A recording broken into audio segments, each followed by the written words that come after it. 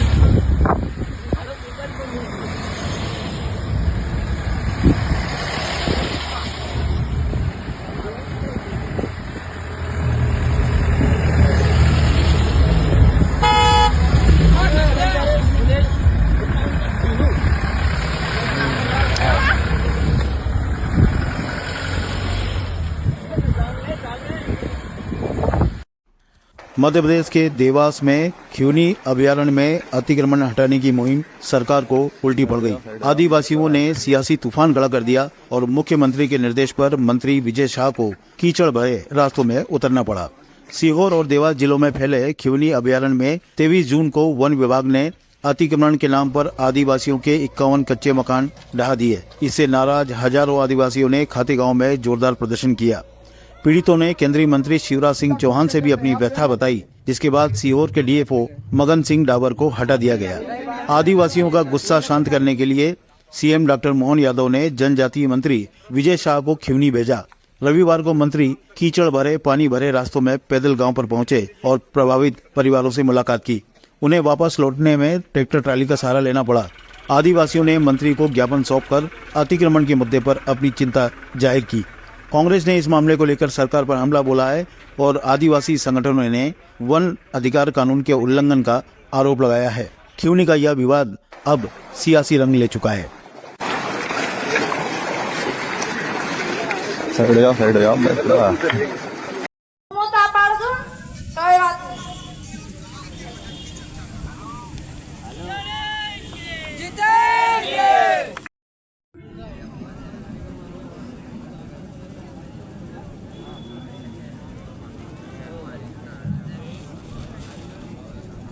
सभी दूर दराज से हमारे माताएं, बहनें, बच्चे, युवा, सभी साथी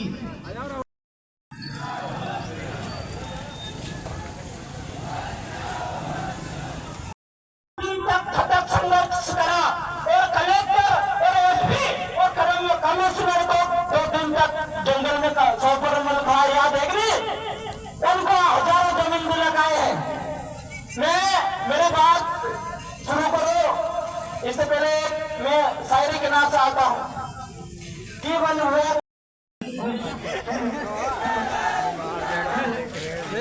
चल थोड़ी आगे बढ़ा।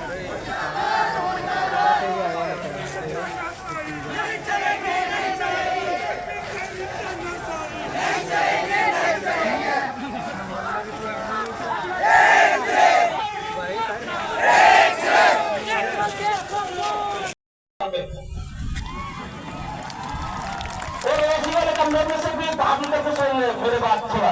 और हम इतने आसानी से जाने वाले लोग नहीं है, ये भी कहना चाहता हूँ। हम लोग बिरसा के लोगों को, बिरसा के वंशजों को मुकदमे से, जेल से डराने की कोशिश मत करना। हम इस समाज के लिए, हम इस जंगल जमीन के लिए आखिर सांस तक लड़ेंगे और अगर हो सका तो इस समाज के लिए जान भी देने के लिए तैयार है। मैं अच्छा बोलूंगा और वायरल होगा, लोगों को देखेंगे, लेकिन असल मुद्दे पर बात नहीं हूँ।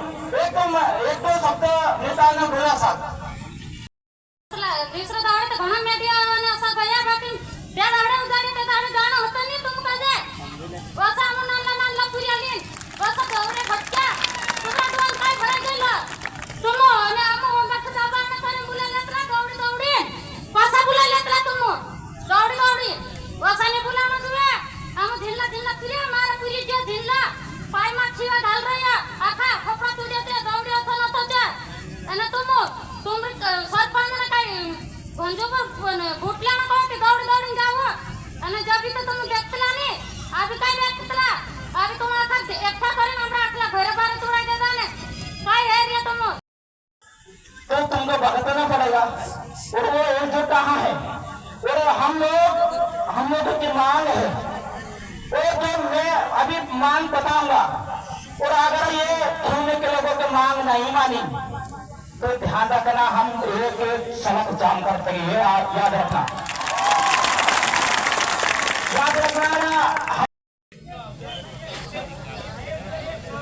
और सर बाकी मांगे ठीक है पर 3 से का सामान मैडम हमको पैसे मत दो वो जो 10 लाख रुपए है हाँ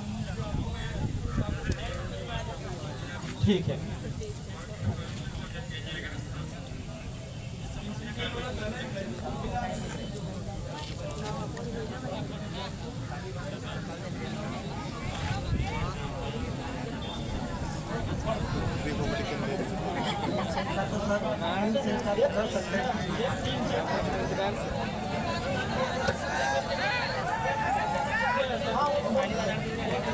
पिछले आंदोलन में हम लोग भी आए थे रामदेव भाई के खेत में, वहाँ पर गड्ढे खोदे, लेकिन हम प्रशासन से मांग करते हैं लेकिन उन्होंने आश्वासन देके ने भेज दिया आंदोलन को कमजोर करने के लिए। उसके बाद कुछ नहीं हुआ तो हम भी आज आश्वासन से नहीं मानेंगे। हमको तो कर सर यहाँ से जाने समझाने की बात है दे रहे हैं सर। एक मिनट सब शांति बना, शांति बना कर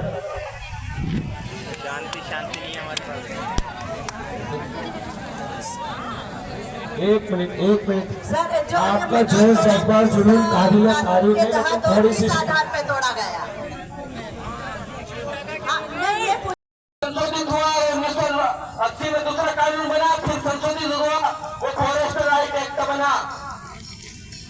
वन अधिकार अधिनियम 2006 आपको पढ़ना चाहिए। तो वन अधिकार अधिनियम 2006 में भी स्पष्ट लिखा है कि ग्राम सभा की अनुमति के बगैर कोई भी सरकार या व्यक्ति या कंपनी हमारी जमीन को नहीं ले सकती और वहाँ के आदिवासियों को उनकी जमीन से बेदखल नहीं कर सकती।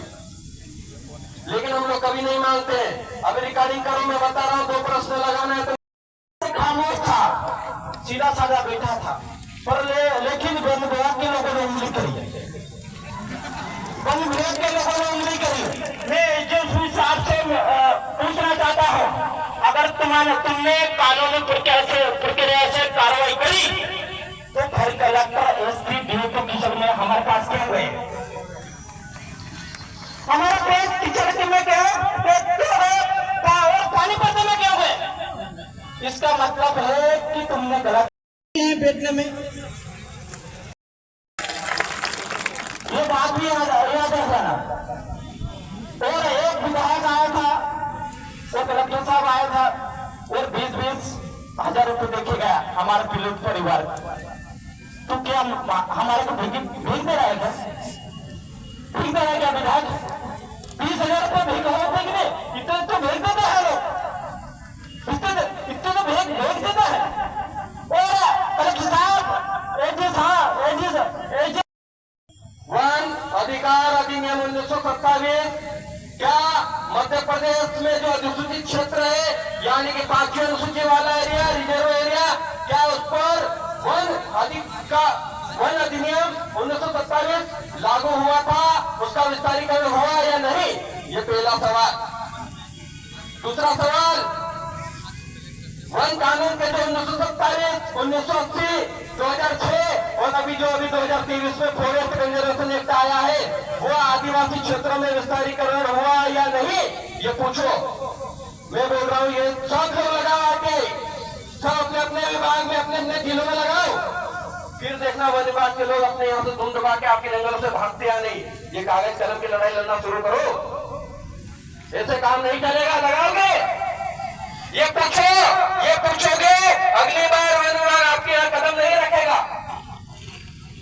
अभी 2 तरह की लड़ाई चल रही है, मेरा समाज इतना जागरूक। ये पीछे पहले बैठ जाओ, सभी लोग चले जाओ पीछे। और ये सभी लोग, ये बैनर पास भी जो खड़े हैं सभी लोग पीछे चल जाओ और सभी लोग बैठ जाओ। अगर तुम आदिवासी हो तो बैठ जाओ, अगर गैर आदिवासी हो तो मत बैठ।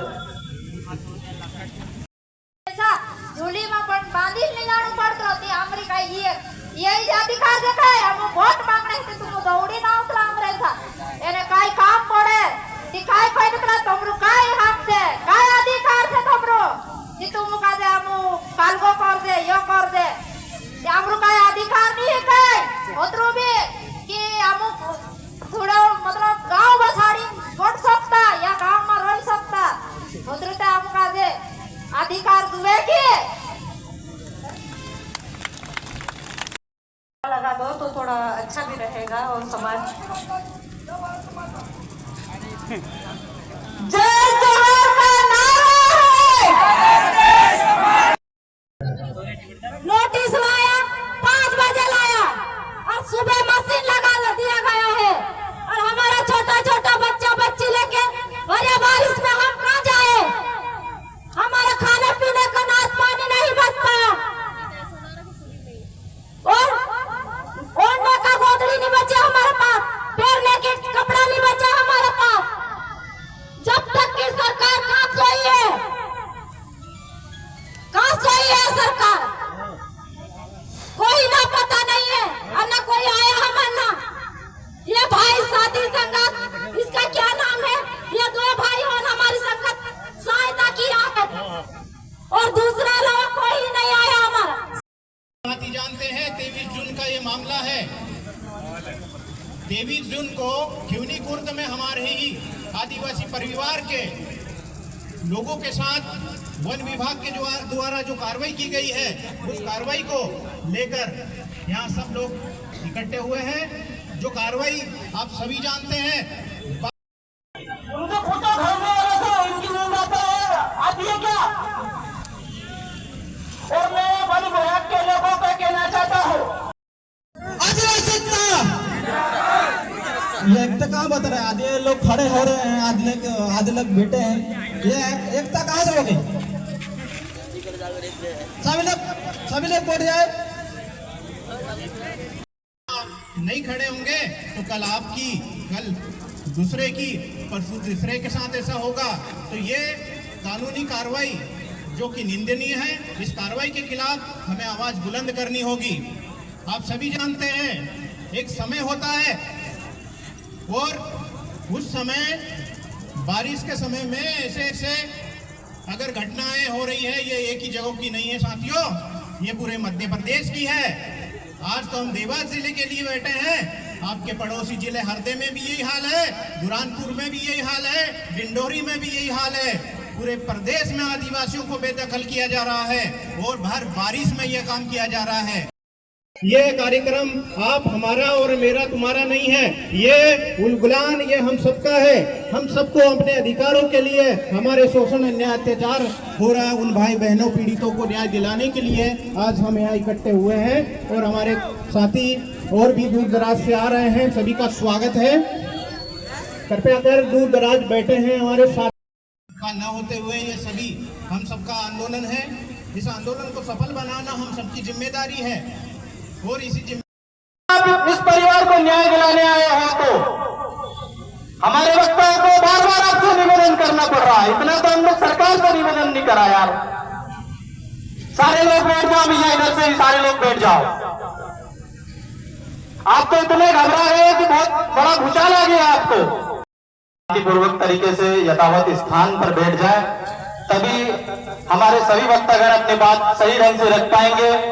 समाज साथियों जितने भी साइड में खड़े हैं, कृपया आप अपनी एकता का परिचय दें। यहाँ पर इसी जगह पर हमने कई ऐसे आंदोलन कर चुके हैं जहाँ पर 45 डिग्री तापमान में भी आदिवासी समाज इस जाजम पे बैठा है और आज बारिश के समय पे हम यहाँ पर नहीं बैठ सकते क्या? आपको शर्म आनी चाहिए यार, क्या मजाक बना रखा है? हम किसी व्यक्ति विशेष को लेकर काम नहीं कर रहे, हम पूरे मध्य प्रदेश और पूरे भारत देश के आदिवासियों के लिए लड़ाई लड़ने वाले हैं साथियों। और हमें डरने की आवश्यकता नहीं है साथियों। आदिवासी इस देश का मूल वंश, मूल मालिक है, तो हमें डरने जिन भी प्रभावित लोगों के मकान तोड़े गए हैं उन सभी प्रभावित परिवारों को प्रशासन के द्वारा टीन शेड का निर्माण बारिश के मौसम को देखते हुए किया जाएगा, क्योंकि ग्राम पटरानी से सिवनी खुर्द तक सड़क निर्माण एवं नदी पर पुलिया निर्माण की कार्रवाई की जाए। क्योंकि प्रभावित परिवार के सदस्यों के मकान ज़्यादा तोड़े गए हैं किंतु सूची में कम नाम दर्शाए गए हैं। शासन मौके पर जाँच कराएगी और स्थानीय लोगों से पूछताछ के उपरांत जिन लोगों के मकान तोड़े गए हैं उनकी वास्तविक सूची तैयार की जाएगी और प्रभावित परिवारों को मुआवजा दिया जाएगा। शासन इस संबंध में कार्रवाई पूर्ण करेगा, क्योंकि सभी प्रभावित परिवारों को जिनके पास प्रधानमंत्री आवास योजना के तहत मकान नहीं बनाए गए उन सभी सूची बनाई जाएगी और इस आवास योजना के तहत छुट्टी प्रदान करने की कार्रवाई की जाएगी।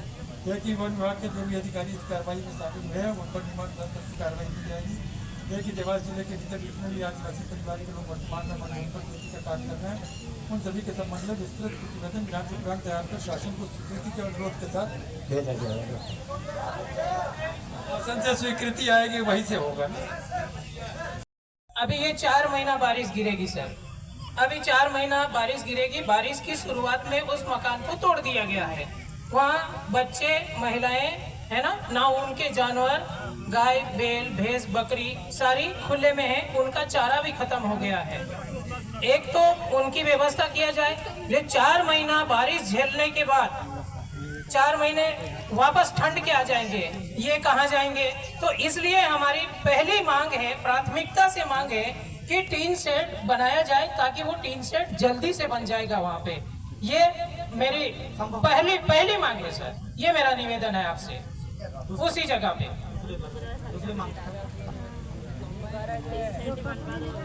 दूसरा आपने देखा होगा कि यही एकता अखंडता की वजह से हमारे कलेक्टर साहब भी पानी पड़ते में हमारे लोगों के बीच में हमारे लोगों के दुख दर्द सुनने के लिए मजबूर हो गए थे साथियों। और यही एकता यदि हमने बनाए रखी तो सरकार को भी हमारे सामने घुटने टेकने होंगे साथियों। फिर ये बात भी याद रखना आप लोग। तो साथियों हमारे ही आदिवासियों के साथ में इतना शोषण अत्याचार क्यों हो जाता है, ये बड़ी भ्रमना है। पैसे नहीं चाहिए, 20 बाई 30 का टीन शेड बना दिया जाए, वो तत्काल बन भी जाएगा। क्योंकि बारिश में अगर अपन वाटरप्रूफ टीन भी करेंगे तो उठ जाएगा। ये चीज हमको लिख के देखो और ये भी लिख के दो कि जो टीन बनेंगे वो उसी जहाँ जगह में जिस जगह में मकान तोड़े थे उसी जगह में बनेंगे। नहीं सर, नहीं हम लिखित में हम लिख नहीं हाँ ठीक हाँ सर सार्वजनिक रूप से आप भी बात करें, कोई दिक्कत नहीं है। ये ऐसा है कि जो 20-20 हजार रुपए देने की घोषणा की है ना, उतने पैसे वहाँ पर लगाएंगे तो 3 शेड बन जाएगा। तो आप 3 शेड बनवा दीजिए, हमको पैसे नहीं चाहिए। पैसा नहीं चाहिए, इतना तो आप कर सकते हैं। पैसा नहीं चाहिए, वो 10 लाख रुपए है।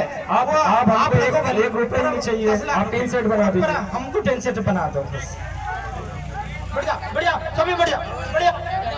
हेलो सभी साथी बैठ जाए और एक बात सुन ले सभी प्यारे साथियों। सर हमारी असली बात है, 3 शेड भी नहीं चाहिए, हमको पट्टा दे दो। पट्टा ले लो, 3 शेड जरूरी है, ये पट्टा लेंगे ना। आचार्य जी आप बता दीजिए इसके बारे में क्या बोलते हैं, टाइम लगेगा सर? सर ये 6 मांग है, हमको लिखित में दे दो, हम लोग यहीं बैठे हैं, हम लोग घर जाएंगे। नहीं फिर भी अलग से लिख के दो। हल्का सा दर्द हो रहा है क्योंकि पट्टा जरूरी है।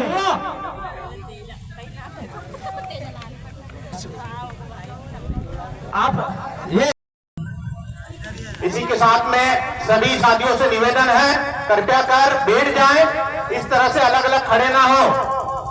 ये कृपया करके निवेदन है, आप लोग बैठ जाएं। ये कोई